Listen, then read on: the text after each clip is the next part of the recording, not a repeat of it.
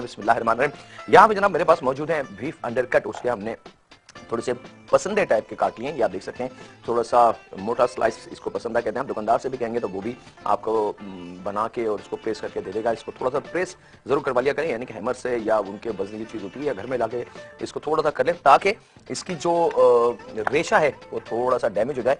और इसकी वजह से गोश्त जो है वो अक्सर आपने देखा होगा कि बास वक्त गोश्त थोड़ा सा सख्त हो जाता है, अकड़ जाता है, ऐड जाता है। वो रेशे की वजह से होता है। और उस रेशे को हम अगर इस तरीके से थोड़ा सा कुचल लें किसी भी वजनी चीज से, तो फिर उसका ऐठना यानी कि अकड़ना गोशा खत्म हो जाता है। चलें जनाब, यहाँ पे ले लेते हैं लहसन के जब्बे। और लहसन के जब्बे हमने ले लेने हैं 4 से 5 अदद मोटे वाले, लेकिन अगर छोटे हों तो कम से कम 8 से 10 जब्बे हमें लहसन के इस्तेमाल करने हैं। याद रखिएगा कि बड़े और छोटे का साइज का डिफरेंट होता है लहसन का, तो उस हिसाब से हमने वजन को कैलकुलेट करना होता है ताकि उसका जो रेशियो या यानी कि जो जायका और फ्लेवर हमें चाहिए हमारे इस लहसुन का, वो हमें भरपूर तरीके से मिल सके। अच्छा जनाब, यहाँ पे लहसुन को थोड़ा सा क्रश करके और फिर हम इसको कर लेंगे रफली सा चॉप। और यहाँ पे ले लेते हैं बिस्मिल्लाहिर्रहमानिर्रहीम के साथ हमने शुरुआत कर ली है जनाब। और मौसम हो सकता है कि अभी शो के दौरान या शो के फौरन बाद फिर बारिश शुरू हो जाए। कल भी यही हुआ था कि शो हमारा ख़त्म भी नहीं हुआ था और अल्लाह ताला की रहमत बारिश की सूरत में शुरू हो गई थी। बहरहाल बहुत ज़्यादा ख्याल रखें बच्चों का अपना, क्योंकि बारिश है, बहुत सारी फ़ायदे भी हैं तो बहुत सारे नुकसान भी हैं।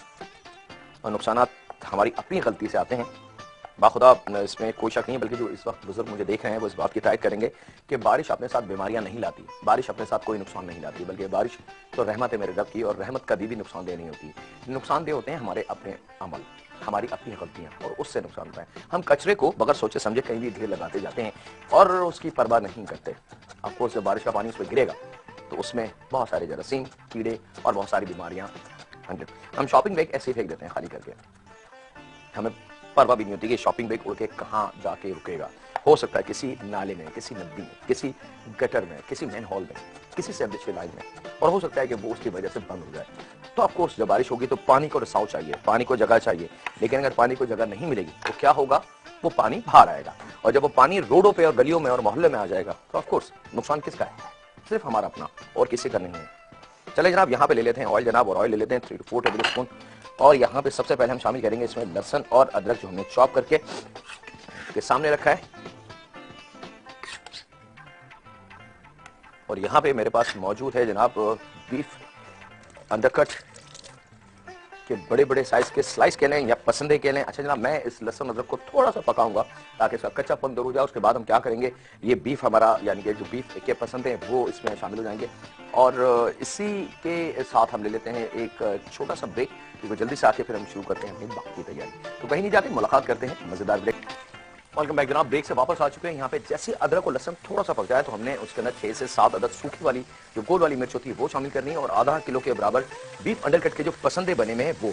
अच्छा, यहाँ पे एक और आपको ऑप्शन बता दूं कि अगर बीफ अंडरकट नहीं है और आपने नॉर्मल जो गाय का गोश्त होता है उसके पसंदे बनवा लें, बस उसके लिए करना होगा कि इस स्टेज के ऊपर आपने थोड़ा सा पानी ज्यादा बढ़ाना होगा, यानी कि लगभग 1 गिलास के बराबर पानी, और इसको ढक के दम पे पकने के लिए छोड़ देंगे ताकि गोश्त अच्छी तरीके से गल जाए। और गाय का गोश्त तकरीबन प्लस और माइनस 1.5 घंटा तो लगता है उसको, 1.25 से 1.5 घंटा अच्छी तरीके से अगर उसको पकाया जाए। बीफ अंडरकट का फायदा ये होता है कि जनाब इसको चंद लम्हों में, ये अभी मैं भून रहा हूँ और इस भूनने के हद तक ये गल जाएगा और इतना सॉफ्ट और टेंडर होगा कि बाकी जी कहेगा कि और खाया जाए। अच्छा जनाब, यहाँ पे जैसे ही इसका कुकिंग का अमल शुरू हो जाए, और पसंद है बहुत ज्यादा बड़े बड़े साइज के ना हो, याद रखिएगा। दरमियाने साइज के अगर दुकानदार से आपने करवाने हैं तो दुकानदार, अदरवाइज घर पे लाके अगर कर ले तो वो प्रैक्टिस आपकी अपनी भी हो जाएगी और आपको अंदाजा हो जाएगा कि कुकिंग की शुरुआत और उसका एंड क्या होता है और बीच में क्या क्या स्टेप आते हैं, ताकि आपको उसके जायके का पूरा अच्छी तरीके से अंदाजा हो। चले जनाब, यहाँ पे अब ये पक भी रहा है, साथ ये पक भी रहा है और इसको हमने संभालना, जलने नहीं देना है। यहाँ पे जनाब मैंने इसमें शामिल करनी है सूखी वाली, मोटी वाली, काली वाली जो इलायची होती है, यानी कि जिसको बड़ी इलायची कहते हैं, काली इलायची भी कहते हैं, 4 अदद वो शामिल करने हैं जनाब। आधी चाय की चमची लौंग शामिल करनी है, आधी चाय की चमची काली मिर्च साबुत शामिल करनी है, दालचीनी के कम से कम 3 टुकड़े ले लें 1 से 1.5 इंच के, उसको तोड़ के वो शामिल करने हैं। छोटी इलायची लेनी है 4 से 5 दाने के बराबर, बे लीव लेना है 1 पत्ता और उसको तोड़ लीजिएगा। और यहाँ पे 1 फूल बादियान का, स्टारनट्स जिसको कहते हैं, वो हमने शामिल करना है जनाब। ये इसका गरम मसाला खड़ा, साथ में इसके शामिल हम करेंगे नमक, जायके के हिसाब से। और एक कॉल भी है हमारे पास, उनसे भी बात करने। अस्सलाम वालेकुम। जी वालेकुम अस्सलाम, कैसे हैं सर आप? अल्हम्दुलिल्लाह जी, मैं बिल्कुल ठीक ठाक हूँ। वो आपका प्रोग्राम माशाल्लाह बहुत अच्छा जा रहा है, बस थोड़ी सी वजह से प्रॉब्लम आ रही है। अगर आप जैसे इसको रात के 1:30 बजे भी जैसे रिपीट होता है, वो आप अपने जो टाइमिंग है वो रहने दें, लेकिन जरा से ये जो दोपहर का जो टाइम है, अगर ये एक दिन में या सुबह में या शाम में आपका प्रोग्राम एक दफ़ा और रिपीट हो जाए ना, तो हम लोगों को सहूलत हो जाए। बाद लोगों के पास फेसबुक की सहूलत नहीं होती, इंटरनेट की सहूलत नहीं होती, तो हम रिपीट में देख सकें आपका प्रोग्राम। बाद मिस हो जाता है नमाज की वजह से, स्कूल की वजह से।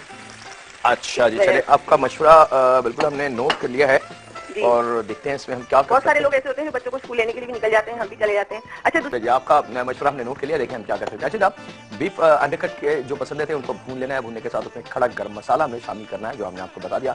थोड़ा सा उसमें हम नमक शामिल करेंगे, उसको मिक्स करने के बाद तकरीबन लगभग आधा कप के बराबर हमने उसमें पानी शामिल करना है और ढक के उसको पकने के लिए दम पे छोड़ देंगे ताकि गोश्त अच्छी तरीके से गल जाए। अंडरकट को गलाने के लिए ज्यादा से ज्यादा जो कुकिंग टाइमिंग होती है वो 8 से 10 मिनट की होती है, इससे ज्यादा टाइम नहीं लगता अंडरकट को।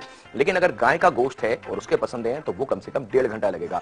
आप अगर मिसाल के तौर पे आप अंडरकट आप पका रहे हैं लेकिन गाय का गोश्त है, तो इस फॉर्म के अंदर आपने जो मैंने आधा कप पानी शामिल करा है, आपने 1 गिलास के बराबर पानी शामिल करना है और उसको ढक के दम पे तकरीबन 1.25 से 1.5 घंटे के लिए आप छोड़ेंगे ताकि गोश्त अच्छी तरीके से गल जाए। जब गोश्त गल जाए तो फिर ये बाकी के स्पाइसेस उसके बाद हम शामिल करेंगे, ताकि ऐसा ना हो कि ये तमाम स्पाइसेस यानी कि जिसके अंदर मेरे पास प्याज है, टमाटर है, हरी मिर्च, हरा धनिया और थोड़ा सा नमक वो है हल्दी है, ये ओवर कुक ना हो जाए। अगर ये ओवर कुक हो गए और इनका जायका बिल्कुल ही ग्रेवी में बन गया, इनकी लुक खत्म हो गई, तो फिर ये हमारा पसंदीदा खड़ा मसाला नहीं रहेगा। खड़े मसाले का नाम जब आता है तो उसमें वाज़ेह तौर से मसाला थोड़ा सा खड़ा होना चाहिए, जो हमें नजर आके इसमें ये चीजें शामिल है। तो यही वजह है कि हमने इन तमाम स्पाइसेस को बमे वेजिटेबल को रोक लिया है, ये नहीं डाला, सिर्फ खड़ा गरम मसाला, नमक और पसंद है और अदरक और लहसुन ऑफकोर्स चॉप करके वो भी।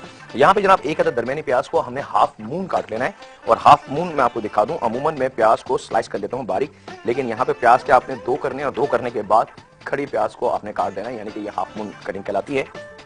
और यहाँ पे टमाटर के जनाब गोल गोल रिंग काट लेने हैं हमने थोड़े से मोटे साइज में। एक कॉल है जनाब हमारे पास, उनसे भी बात कर लें। अस्सलाम वालेकुम।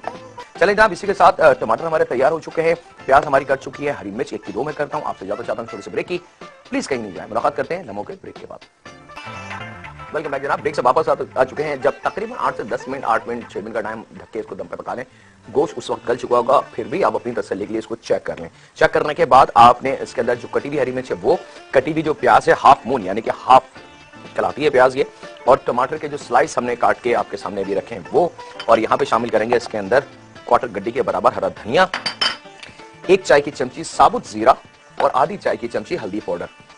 नमक हम पहले शामिल कर चुके हैं, लेकिन अगर आपको किसी भी स्टेज पे नमक कम लगे तो वो हम इसमें शामिल कर सकते हैं बगैर किसी डर के। अच्छा जनाब, अब यहाँ पे इसको बहुत अच्छी तरीके से हमने करना है मिक्स।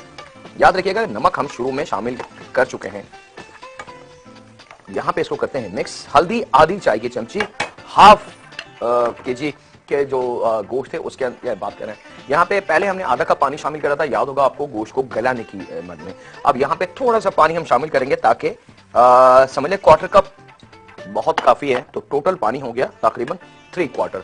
और यहाँ पे अब इसको हम कर देंगे कवर और थोड़ा सा चूल्हे की लो को करेंगे तेज, ताकि प्याज और टमाटर और जो हरी मिर्च हमने अभी शामिल करी है। अच्छा, प्याज टमाटर हरी मिर्च को शामिल करने के बाद इसको मजीद नहीं पकाना, ओवर कुक नहीं करना, सिर्फ इसको इतना पकाना है कि ये प्याज और टमाटर और हरी मिर्च थोड़ी सी सॉफ्ट हो जाए, टेंडर हो जाए, नरम हो जाए, क्योंकि याद रखिएगा खड़ा मसाला है।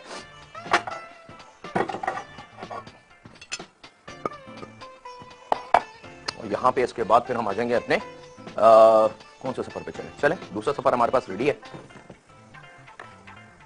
बस इसका मुझे थोड़ा सा इंतजार है, क्योंकि अगर जरा सा भी हमने इसमें बेध्यानी या तवज्जो से हटी हमारी, तो हो सकता है कि ये फौरन ओवरकुक हो जाए।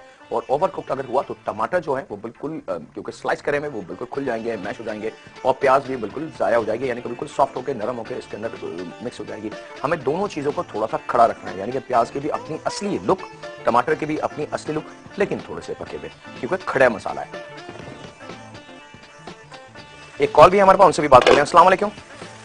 वालेकुम सलाम, क्या हाल है, कैसे हैं आप? जी अल्हम्दुलिल्लाह, मैं बिल्कुल ठीक ठाक हूँ। और आपका प्रोग्राम बहुत अच्छा लगता है मुझे। बहुत शुक्रिया पसंद करने का। और आपने ना जिंजर बर्गर बनाना सिखाया हुआ है ना, तो उसके अंदर जो चिकन डलता है ना, आप प्लीज मुझे आज के प्रोग्राम में टाइम निकाल के बता देंगे कि वो चिकन कैसे बनता है।